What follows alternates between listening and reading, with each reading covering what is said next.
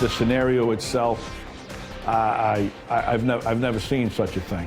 Seasoned law enforcement veterans questioning a practice that's been used at the Lee County Sheriff's Office. Deputies instructed to grope each other during a job interview. Thanks for joining us tonight. I'm Patrick Nolan. Amy's off. The Lee County Sheriff's Office accused of telling detective candidates to grope one another while interviewing for a position in the narcotics division. 4 in Your Corner investigator Mike Mason broke this story. You'll see only on Fox 4. Mike?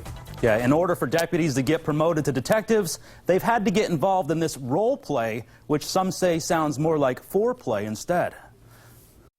Getting hired in the narcotics division of the Lee County Sheriff's Office has involved groping a detective's genitals. It's not necessary, in my opinion. Not necessary, but until recently, it has apparently been part of the standard training program.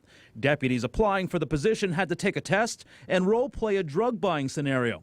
Members of the narcotics division, along with detective candidates, acted as both buyers and drug dealers, and to make it real, the candidate had to prove to the bad guys that they were not part of law enforcement.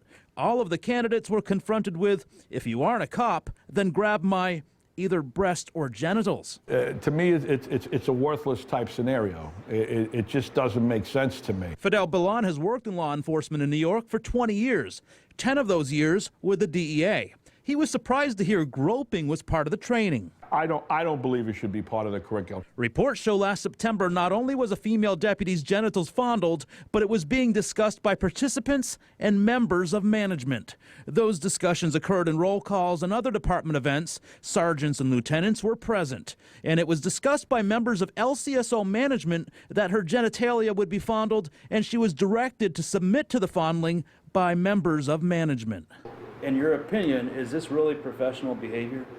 I don't see it as professional behavior. Stephanie Eller is running against the Lee County Sheriff and wonders if he or his command staff knew what was going on. That's either a breakdown in communication or basically just a department that is not being properly managed. We reached out to the Lee County Sheriff's Office for a comment, but haven't heard back. According to this internal affairs investigation, they've changed their programming and their training and have stopped the practice of groping each other during the interview process. In the studio, Mike Mason, Fox 4 and Your Corner.